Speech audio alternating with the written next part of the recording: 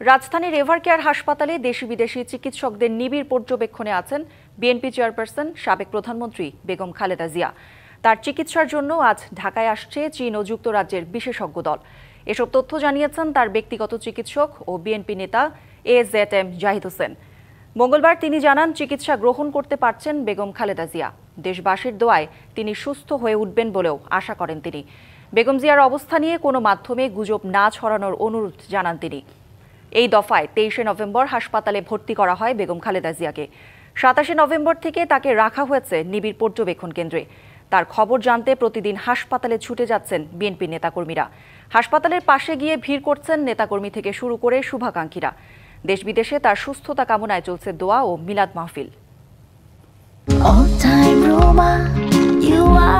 All time Roma. Taste it, love it.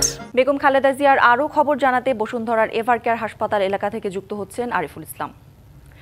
Arif, জনগণ আসলে মুখিয়ে আছে একদিকে এভারকেয়ার হাসপাতাল, নিবিড় পর্যবেক্ষণে থাকা বেগম খালেদা জিয়ার শারীরিক অবস্থা সবশেষ জানাবেন, এবং যুক্তরাজ্য এবং চীন থেকে যে দুটি টিম ঢাকায় আসার কথা রয়েছে তারা কখন নাগাদ আসবেন জানাবেন।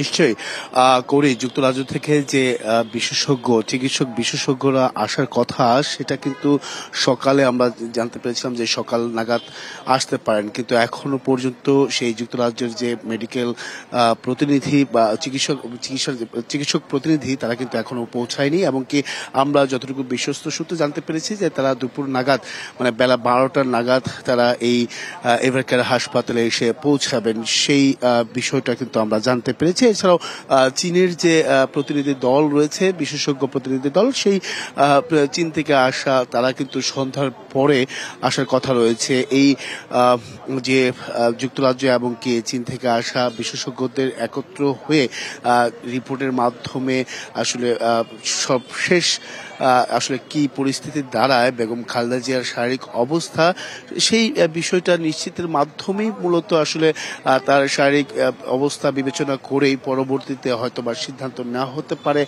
লন্ডনে বা দেশের বাইরে চিকিৎসা নিয়ে যাওয়া হবে কিনা।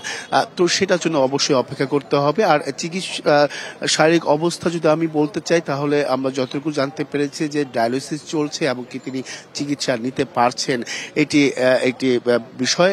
এছাড়াও তার যে সংকটাপন্ন সেটা কিন্তু এখনো আছে। এছাড়াও আমি যদি শারীরিক অবস্থার সবশেষ তথ্য, সেটা কিন্তু একজন মুখপাত্র রয়েছেন বিএনপির পক্ষ থেকে বা চিকিৎসা যারা মেডিকেল বোর্ড রয়েছে, সেই মেডিকেল বোর্ডের যে নেতৃত্ব দিচ্ছেন তিনি হচ্ছেন বেগম খালেদা জিয়ার ব্যক্তিগত চিকিৎসক ডাক্তার জাহিদ হোসেন। তার মাধ্যমেই মূলত আসলে আমরা হয়তো বা পরবর্তীতে তার শারীরিক সবশেষ তথ্য, সেই বিষয়টা অবশ্যই সেই জানানোর চেষ্টা করব। সেটা সংবাদ সম্মেলন হওয়ার কথা রয়েছে বেলা 12টা নাগাদ। সেটা আসলে অপেক্ষা করছে প্রত্যেকে, গণমাধ্যম কর্মীরা এবং কি সাধারণ মানুষ বা উৎসুক জনতা কিংবা রাজনৈতিক দলের নেতৃবৃন্দরা। এছাড়াও এখানে নিরাপত্তার ব্যবস্থাও কিন্তু ব্যাপকভাবে জোরদার করেছে। আমরা দেখেছি যে বিজিবির পক্ষ থেকেও এখানে বসানো হয়েছে নিরাপত্তা। তো সবকিছু মিলেই বলা যায় আসলে অপেক্ষা করতে হবে পরবর্তী কি সিদ্ধান্ত আসে।